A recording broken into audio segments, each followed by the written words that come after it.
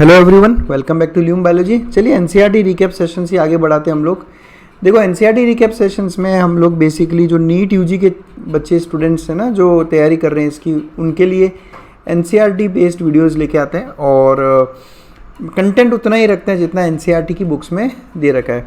तो बायोमोलिक्यूल्स अपना सेशन चल रहा है, आज 7th सेशन है हम लोग और आज यहाँ डिस्कस करेंगे अबाउट स्ट्रक्चर ऑफ प्रोटीन्स। देखो ये वीडियो देखने से पहले आप पहले तो देखो अमीनो एसिड वाला वीडियो, ठीक है, और अमीनो एसिड के बाद में देखो आप बायोमोलिक्यूल्स का 6th वीडियो जिसमें हमने प्रोटीन्स की इंट्रोडक्शन दिया है। उसके बाद ही आप ये वीडियो देखो, तभी आपको और अच्छे से ये समझ में आएगा, क्योंकि बेसिकली जो प्रोटीन्स के स्ट्रक्चर की हम बात करेंगे, प्राइमरी, सेकेंडरी, टर्शियरी या क्वाटरनरी, उनका मेन बेसिस वहीं से रहता है। तो उनको देखने के बाद आप ये वीडियो देखें। चलिए शुरू करते हैं अबाउट स्ट्रक्चर ऑफ प्रोटीन्स। ठीक है, ये देखो आप, ये बहुत इंपॉर्टेंट है और प्लस ये वो टॉपिक है जो मैक्सिमम ऑफ द स्टूडेंट्स हमेशा कंफ्यूज्ड रहते हैं कि सर ये स्ट्रक्चर नहीं समझ में आते। तो हम प्रोटीन के स्ट्रक्चर को 4 लेवल पे स्टडी करेंगे। कैसे करेंगे उसको समझें आप। मैंने क्या कहा, मैंने कहा प्रोटीन क्या है, तो मैं कह रहा हूँ कि प्रोटीन तो सर अमीनो एसिड का एक लॉन्ग चेन। तो अब ये लॉन्ग चेन किस तरह से अरेंज हो रखी है, ये लॉन्ग चेन किस तरह से अरेंज हो रखी है, उसके बेसिस पे प्रोटीन्स के अलग अलग स्ट्रक्चर होते हैं। पहले मैं आपको एक सिंपल इलस्ट्रेशन से समझाता हूँ, उसके बाद मैं आपको बेहतर डायग्राम्स और साथ में एनसीईआरटी की जो टिपिकल लाइन्स है, मतलब एनसीईआरटी बुक में ये जो टॉपिक है ना स्ट्रक्चर ऑफ प्रोटीन्स, सबसे टिपिकल लाइन्स लिखी है इसमें। पूरा लाइन्स मैं आपको अच्छे से समझाऊंगा, पर पहले इसको आप समझें। सबसे पहले मैं बात कर रहा हूँ एक ऐसा स्ट्रक्चर जिसमें सारी की सारी अमीनो एसिड्स इस तरह से एक सीक्वेंस में एक लाइन में खड़ी है। ऐसा लगता है एक रॉड बना रखी है, स्ट्रेट लाइन बना रखी है। इस स्ट्रक्चर को हमने नाम दे दिया प्राइमरी स्ट्रक्चर। इस स्ट्रक्चर को हमने क्या नाम दे दिया, प्राइमरी स्ट्रक्चर। ये ऐसा सिंपल सा स्ट्रक्चर है भाई, एक सिंपल अमीनो एसिड्स ने लाइन बना रखी, इसको बोलते हैं primary structure of protein. Next बात करते हैं, आप इसको समझना देखो अच्छे से। ये अमीनो एसिड्स है ना, मैं इनका नंबर कर देता हूँ 1 2 3 4 5 6 7 8 9 10 अमीनो एसिड्स हैं। अब आप कुछ ऐसा समझो कि अमीनो एसिड पहली और अमीनो एसिड तीसरी के बीच में एक हाइड्रोजन बॉन्ड का फॉर्मेशन हो रहा हो, फिर तीसरी और 5वीं के बीच में एक और हाइड्रोजन बॉन्ड, 5वीं और 7वीं के बीच में हाइड्रोजन बॉन्ड, 7वीं और 9वीं के बीच में हाइड्रोजन बॉन्ड और 9वीं और 11वीं के बीच में हाइड्रोजन बॉन्ड। अब जब ये हाइड्रोजन बॉन्ड बनेगा तो आप खुद सोचें, क्या ये अमीनो एसिड्स उस बॉन्ड की वजह से पास पास नहीं आना चाहेगी? तो जब इन दोनों के बीच में इस तरह से हाइड्रोजन बॉन्ड का फॉर्मेशन होने लगेगा तो पहली अमीनो एसिड और तीसरे अमीनो एसिड आपस में पास पास आना चाहेगी। और ये कैसे होगा, ये कुछ ऐसे होगा कि देखो आप, ये पहली अमीनो एसिड, ये दूसरी अमीनो एसिड और ये तीसरा अमीनो एसिड, पहली दूसरी तीसरी। ये क्यों पास पास में आई, क्योंकि इनके बीच में हाइड्रोजन बॉन्ड की वजह से ये दोनों जो है आपस में पास में खींच रही है। फिर तीसरी आना चाहेगी 5वीं के पास में, ये ऐसा। तो अब इसकी वजह से क्या हुआ, इस फोर्स ऑफ बॉन्ड की वजह से क्या हुआ कि आपका प्रोटीन इस तरह से हेलिकल हो गया। प्रोटीन क्या हो गया, हेलिकल हो गया। अमीनो एसिड्स वही है लेकिन प्रोटीन क्या हो गया, helical, because of some bond formation between amino acids. इस स्ट्रक्चर को आप कहोगे secondary structure. This is secondary structure. अगर एक सिंपल लाइन में है तो प्राइमरी स्ट्रक्चर। और आगे बढ़ते हैं। अभी तक तो हमने केवल हाइड्रोजन बॉन्ड की बात की। अब हाइड्रोजन बॉन्ड के अलावा और भी कई सारे बॉन्ड्स हो सकते हैं, जैसे कि आपने पढ़ा होगा कि कुछ अमीनो एसिड्स में सल्फर प्रेजेंट होती है। आप समझो इसको कि यहाँ जो अमीनो एसिड है और यहाँ जो अमीनो एसिड है, इन दोनों के बीच में एक सल्फाइड बॉन्ड, डाइसल्फाइड बॉन्ड बन रहा है। तो जब इन दोनों के बीच में डाइसल्फाइड बॉन्ड बन रहा है तो ये भी इसके और करीब आना चाहेगी, यानी ये स्ट्रक्चर घूम के इसके पास आ जाएगा ऐसा। फिर आप समझो कि यहाँ पर एक अमीनो एसिड है और यहाँ पर एक अमीनो एसिड है, इन दोनों के बीच में भी एक तरह का इंटरेक्शन हो रहा है, तो ये भी घूम के इसके पास आना पड़ेगा। इस वजह से क्या हुआ कि ये जितना भी एक चेन था, ये चेन आपस में इस तरह से पूरा एक 3 डायमेंशनल स्ट्रक्चर बन गया।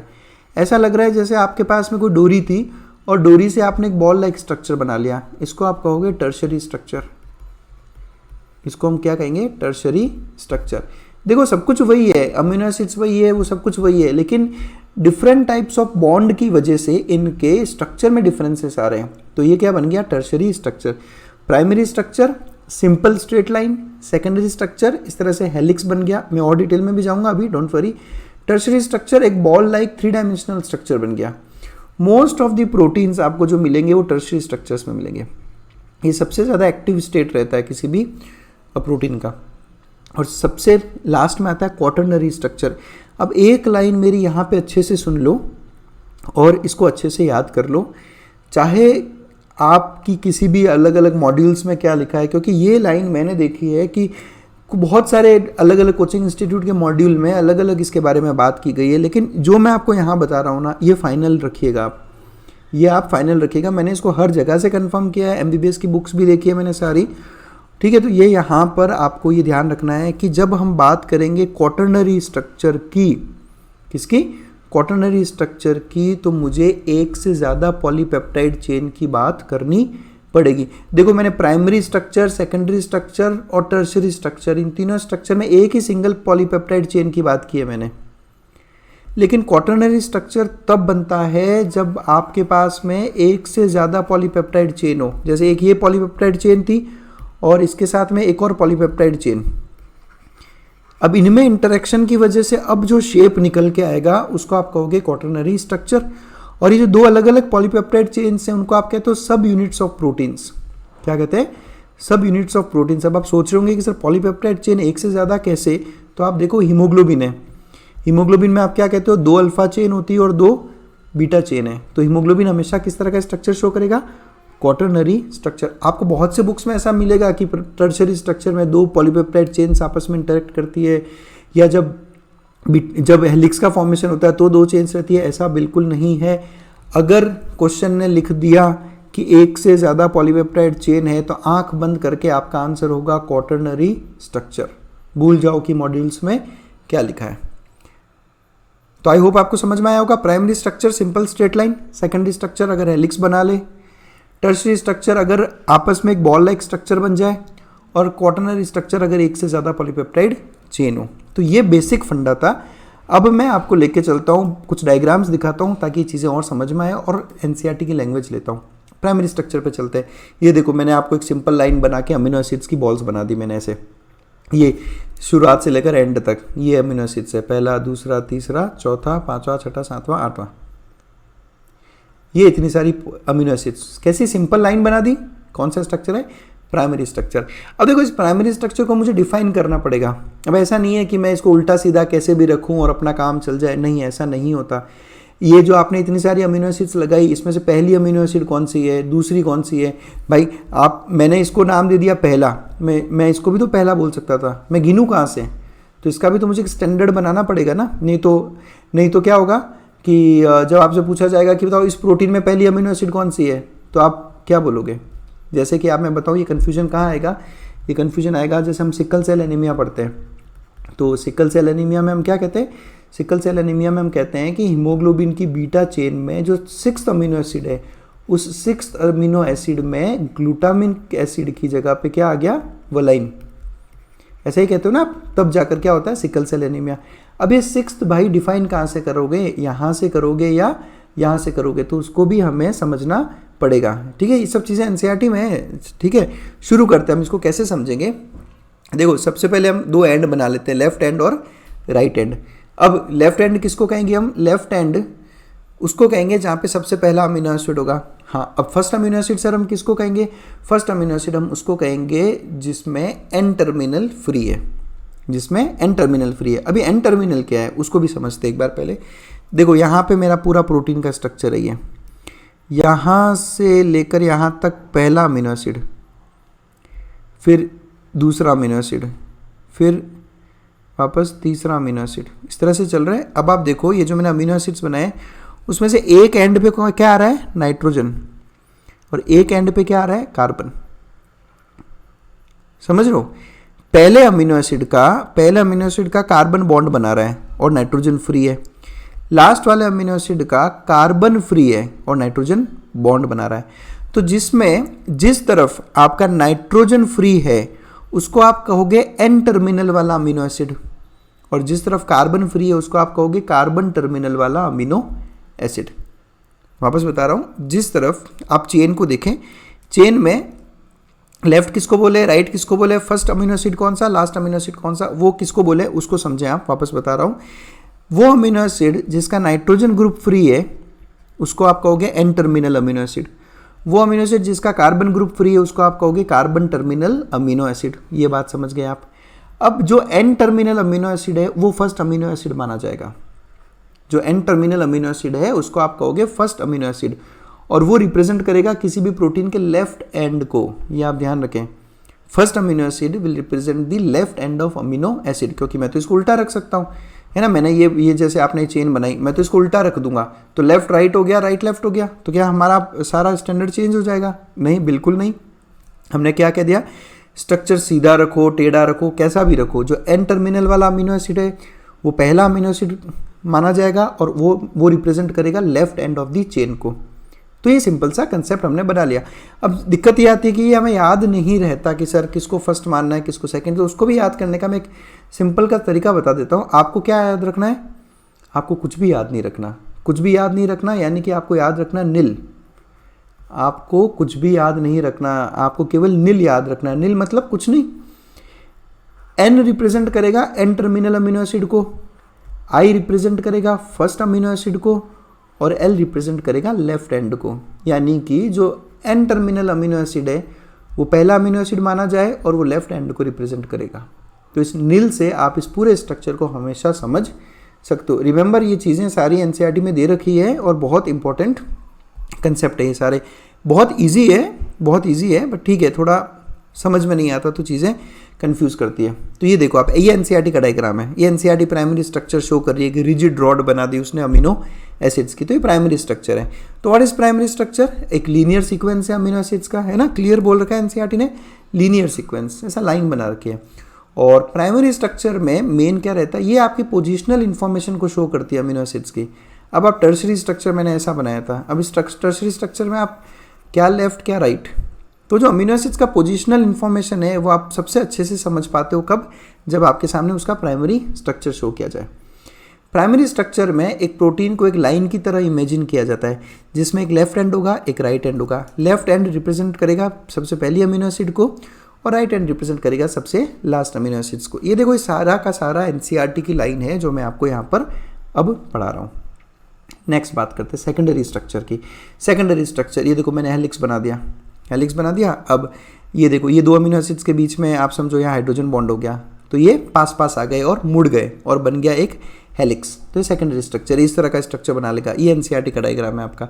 एनसीईआरटी के डायग्राम्स को आप अच्छे से देखे हैं ना, वो एग्जाम से पूछे जाते हैं आपसे। ये एनसीईआरटी का डायग्राम है, ये इस तरह से हेलिक्स का फॉर्मेशन हो गया।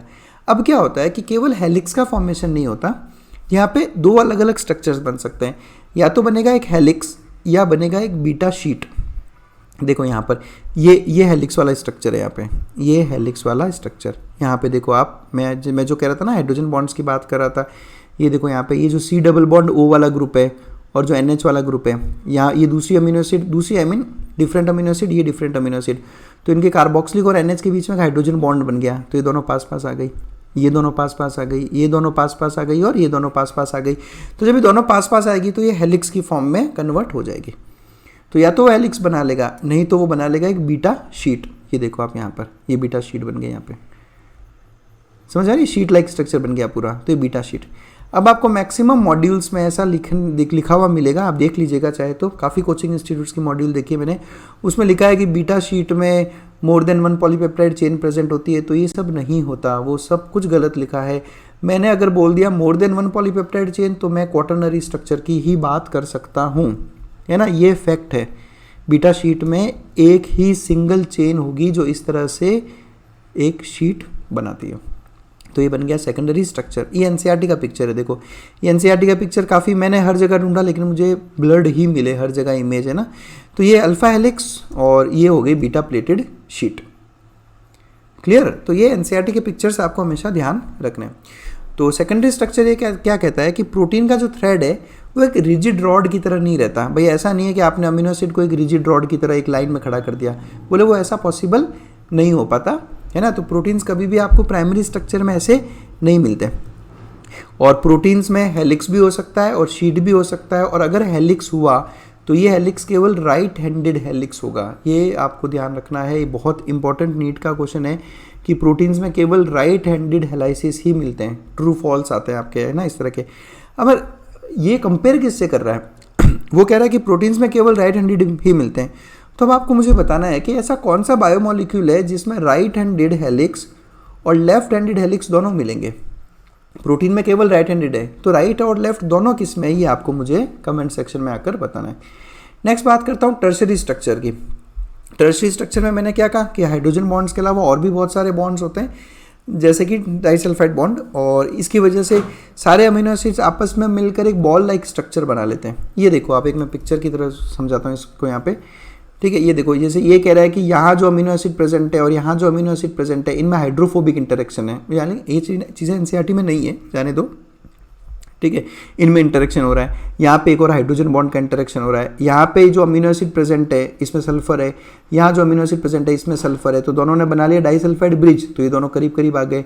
यहाँ के अमीनो एसिड और यहाँ के अमीनो एसिड में आयोनिक बॉन्ड बन रहा है, तो ये दोनों करीब करीब आ गए। तो इस तरह से सारी अमीनो एसिड्स मिलके उस पूरी चेन को एक बॉल लाइक स्ट्रक्चर बना लेगा, एक 3 डायमेंशनल स्ट्रक्चर बना लेता है, जिसको आप कहते हो टर्शरी स्ट्रक्चर। ये देखो, इस तरह की एक बॉल बन जाएगी, एक वुलन बॉल है। सब आप क्या वो बनाते हैं ना, हम एक वुल की जो बॉल बनाते हैं, ऊन की बॉल बना लेते हैं, एक हॉलो वुलन बॉल जैसा स्ट्रक्चर वो बना लेती है। और ये एनसीईआरटी का पिक्चर जो टर्शरी स्ट्रक्चर का है। अब एनसीईआरटी ने देखो यहाँ पर बहुत बढ़िया चीज़ इन्होंने शॉर्ट में शो कर दी। इन्होंने दिखा दिया कि इस तरफ जो अमीनो एसिड है उसका एन टर्मिनल फ्री है, और इस तरफ जो अमीनो एसिड है इसका सी टर्मिनल फ्री है, यानी कि ये फर्स्ट अमीनो एसिड होगा और ये लास्ट अमीनो एसिड होगा। तो इस तरह से आप फर्स्ट और लास्ट जो है वो डिसाइड करते हो। और ये भी एनसीईआरटी का पिक्चर। अब एनसीईआरटी के पिक्चर ने इन्होंने यहाँ पे बता दिया, इन्होंने टेक्स्ट में कहीं नहीं लिखा, पिक्चर में उन्होंने बोल दिया कि टर्शरी स्ट्रक्चर में आपको मिलेगा डाइसल्फाइड बॉन्ड और हाइड्रोजन बॉन्ड। ये ध्यान रखना है आपको, डाइसल्फाइड बॉन्ड सेकेंडरी स्ट्रक्चर में नहीं मिलता। डाइसल्फाइड बॉन्ड मिलेगा आपको केवल टर्शरी स्ट्रक्चर में, जबकि हाइड्रोजन बॉन्ड सेकेंडरी में भी मिल जाएगा आपको और टर्शरी में भी मिल जाएगा। लेकिन डाइसल्फाइड आपको अच्छे से याद करना है कि केवल टर्शरी स्ट्रक्चर में ही देखने को मिलेगा, और ये बहुत इंपॉर्टेंट क्वेश्चन भी बनता है। टर्शरी स्ट्रक्चर की एनसीईआरटी की लाइन कहती है कि जो लॉन्ग प्रोटीन चेन है वो अपने आप को ही फोल्ड कर लेती है अपने ऊपर। जैसे कि एक ये वुलन बॉल बनाई हमने ना, आपने एक ही ऊन को देखो कैसे इस तरह से फोल्ड किया है, अपने आप ऊपर के अपने ही ऊपर फोल्ड करके एक वुलन बॉल बना लिए। तो ऐसे ही टर्शरी स्ट्रक्चर रहता है, और ये प्रोटीन का 3 डायमेंशनल व्यू रहता है। और ये सबसे इंपॉर्टेंट है कि टर्शरी स्ट्रक्चर की ज़रूरत होती है प्रोटीन्स के बायोलॉजिकल एक्टिविटीज़ के लिए। प्रोटीन्स को अगर एक्टिविटी करनी है तो टर्शरी स्ट्रक्चर 3 डायमेंशनल स्ट्रक्चर की ज़रूरत पड़ेगी। अब एनसीईआरटी ने तो केवल इतनी सी लाइन लिख के छोड़ दी, मैं आपको इसका मतलब बता देता हूँ पूरा कि ऐसा क्यों होता है कि why tertiary structure is required.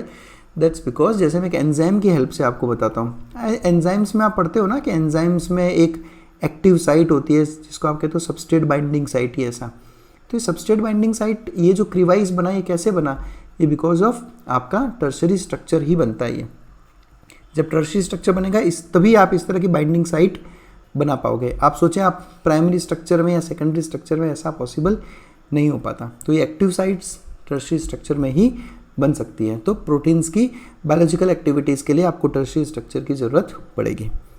Next बात करता हूँ क्वाटरनरी स्ट्रक्चर की। क्वाटरनरी स्ट्रक्चर दिमाग में आते ही सबसे पहली लाइन दिमाग में क्या डालनी है कि क्वाटरनरी स्ट्रक्चर तो तभी बन सकता है जब एक से ज़्यादा पॉलीपेप्टाइड चेन प्रेजेंट हो। ये इसकी सबसे पहली रिक्वायरमेंट होती है।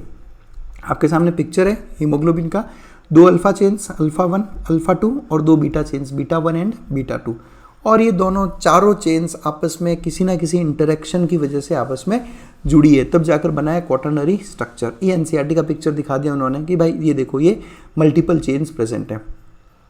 क्वाटरनरी स्ट्रक्चर की सबसे पहली रिक्वायरमेंट कि प्रोटीन्स में एक से ज़्यादा पॉलीपेप्टाइड चेन होनी चाहिए, और इनको कहा जाता है सब यूनिट्स। ये ध्यान रखें आप। तो व्हाट आर सब यूनिट्स ऑफ प्रोटीन्स?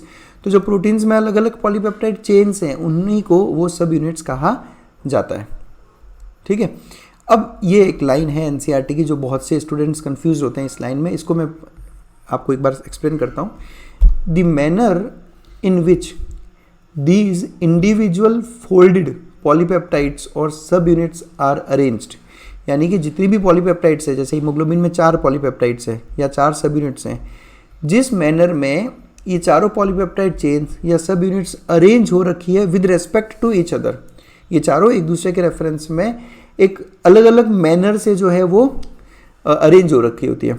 अब ये अरेंजमेंट अलग अलग होता है। अलग अलग कैसे होता है या तो आपको लीनियर स्ट्रिंग्स में ये सारे के सारे स्फीयर्स दिख जाएंगे, ये देखो ऐसे कि ये सब चेन्स किस तरह से एक लीनियर जो है वो स्ट्रिंग्स बना दी इसने बहुत सारे स्फीयर्स के, समझ में आया।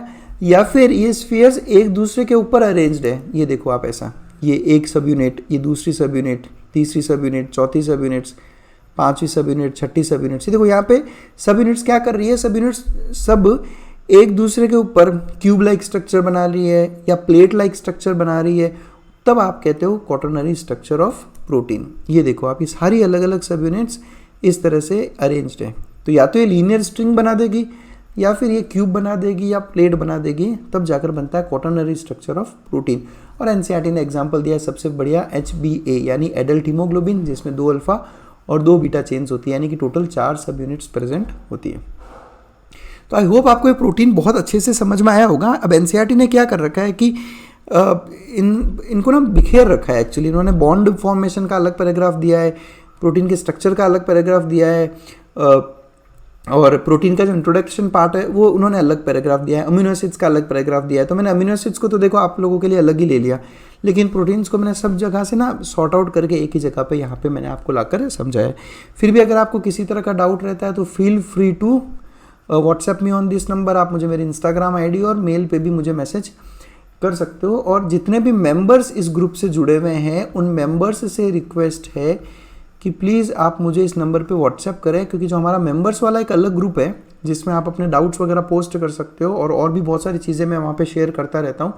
तो मेंबर्स वाले ग्रुप में आप हमसे आकर जुड़ें, है ना, ताकि आपको और बेहतर जो है वो हम और बेहतर से बेहतर आपको जो है दे सके। और अगर आपको लगता है कि वीडियोस बहुत अच्छे हैं और आपको फ़ायदा मिल रहा है आपके एजुकेशन में, तो प्लीज़ हमें ज्वाइन करें हमारे चैनल को। कोई बहुत ज़्यादा कॉस्ट हम आपसे नहीं मांग रहे हैं, आपसे को मंथली केवल 89 रुपीज़ पर मंथ, जो कि एक आपके मोबाइल रिचार्ज से भी सस्ता है ना। केवल उतने प्राइस में आप हमें ज्वाइन कर सकते। ये यूट्यूब का लोवेस्ट अमाउंट है जो हमने यहाँ पर रखा है। ज्वाइन करें और इमीडिएट हमारे बायोलॉजी वाले जो मेंबर वाले ग्रुप हैं उससे आप जुड़ें। और केवल आप सब्सक्राइबर हैं तो सब्सक्राइबर के लिए भी हमारे पास एक अलग से व्हाट्सएप का ग्रुप है, आप हमसे वहाँ पे जुड़ सकते हैं और आप भी हमसे कोई डाउट डायरेक्ट पूछ सकते हैं। तो बस that's it, thanks a lot for watching us.